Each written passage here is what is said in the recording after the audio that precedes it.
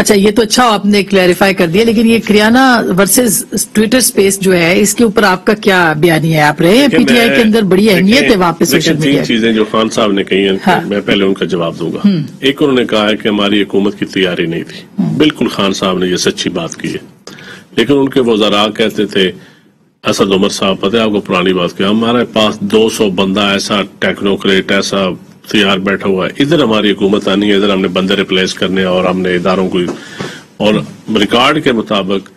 آج تک بھی وہ کئی عہدے خالی پڑے ہوئے ہیں جن پر ان کو بندے نہیں مل رہے تھے یا پروسیس ہی مکمل نہیں ہو پا رہا 3.5 سالوں میں۔ نمبر 1۔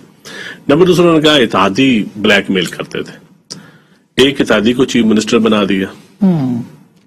دوسرے اتحادیوں کو آخری دم تک لاجز میں دائیں بائیں روایتی طریقے کے ساتھ، جو اقتدار کو روایتی طریقے کے ساتھ چلانے کا طریقہ کار ہوتا ہے، سارے اتحادیوں کے پاس جاتے رہے۔ اس کا مطلب ہے کہ عام دوسری پارٹی کے سیاستدانوں میں اور خان صاحب میں کوئی فرق نہیں ہے اقتدار کو قائم رکھنے کے لیے، طوالت دینے کے لیے۔ یہ جو ہماری ایک نوجوان نسل کو بتایا جا رہا ہے نا کہ خان صاحب ایک ایکسٹرا آرڈنری اور قسم کے لوگ ہیں، وہ روایتی ہتھ کنڈے استعمال ہی نہیں کرتے، لیکن آپ نے دیکھا کہ اتحادیوں کے سارے مطالبات بھی پورے ہوتے رہے، اتحادیوں کی منتیں بھی کرتے رہے اقتدار کے لیے۔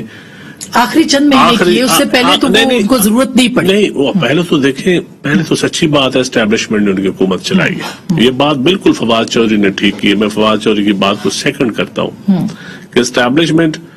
میڈیا ہو، وہ بھی باجوہ صاحب کو فون کیا، یا جنرل غفور چلاتے تھے D G I S P R, یا اس کے بعد پھر اور لوگ چلاتے تھے۔ اگر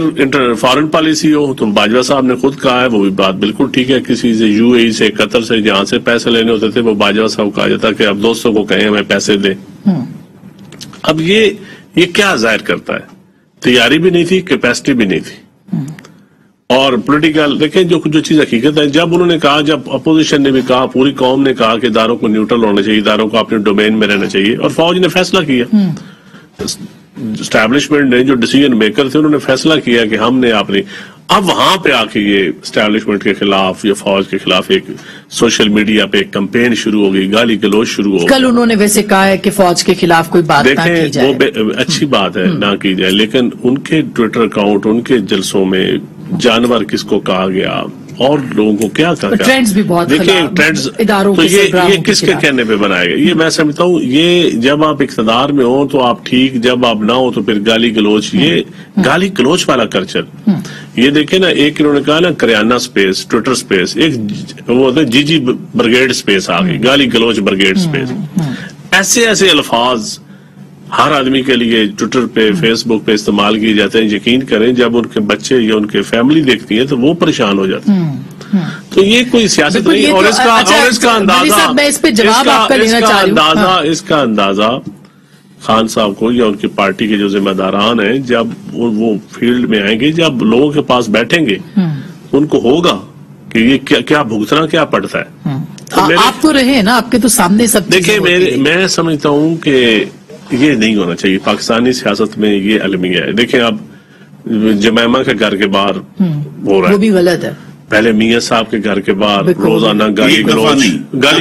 میں وہی بات کروں۔ اب کون کہے کہ وہ ٹھیک تھا، وہ بھی غلط تھا، یہ بھی غلط ہے۔ ہم تو کہتے ہیں جمائمہ کے گھر کے باہر بھی غلط ہوا ہے، لیکن میاں صاحب یہ سیاست نہیں ہے، یہ تو آپ ذاتی دشمنی، پھر دشمنی، پھر آپ دیکھیں آئین کے لوگ آپ کو ووٹ دیتے ہیں سیاست کے لیے، لوگ آپ کو اپنا حق حکمرانی دیتے ہیں، لیکن آپ گالی گلوچ ایک ذاتیات پہ، اس لیول پہ آپ قوم کو ایک ایجوکیٹ کرنا شروع کر دیں، موٹیویٹ شروع کرنا کر لیں، یہ پالیٹکس نہیں ہے۔